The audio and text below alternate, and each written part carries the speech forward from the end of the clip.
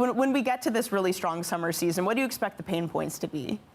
Well, one of the pain points, this year so far has been French air traffic controllers. We've had 57 days of strike activity within Europe. We would hope that will start to pull back when we get into the peak summer period and they go on holidays themselves.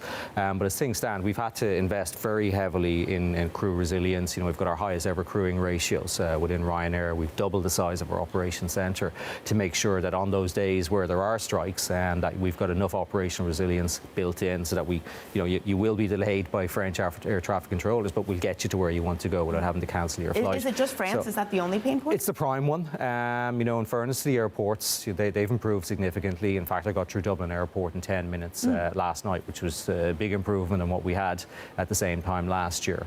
So the airports have worked very hard to improve things. We would be hopeful that you won't see the kind of issues that we encountered in early June of last year in the airports across Europe. But French air traffic controllers and other ATC authorities are still behind, and I think that's going to prove to be an issue throughout the summer. We've collected a petition of 1 million signatures, which we'll now hand over to the EU. If you look at the likes of Italy, if you look at the likes of Greece, they already have legislation in place which says that overflights have to be protected, and that's the big issue. It's not flights landing in and out of France, it's flights actually flying over France that are being impacted. And while we absolutely agree that people have the right to strike, they shouldn't be able to disrupt traffic that isn't landing on their territory.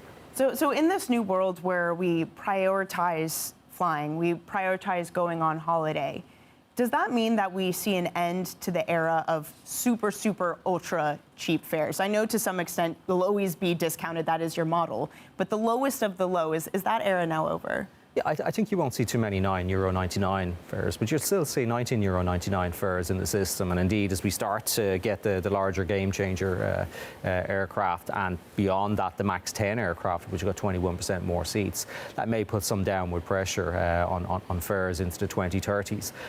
But what I can tell you is that Ryanair will always have the lowest fare of any airline out there, because we've got the lowest cost base by some significant difference. It'll always be within people's price point to be able to get out and fly. But yeah, I mean, the days of the 9.99s are possibly behind us for some time.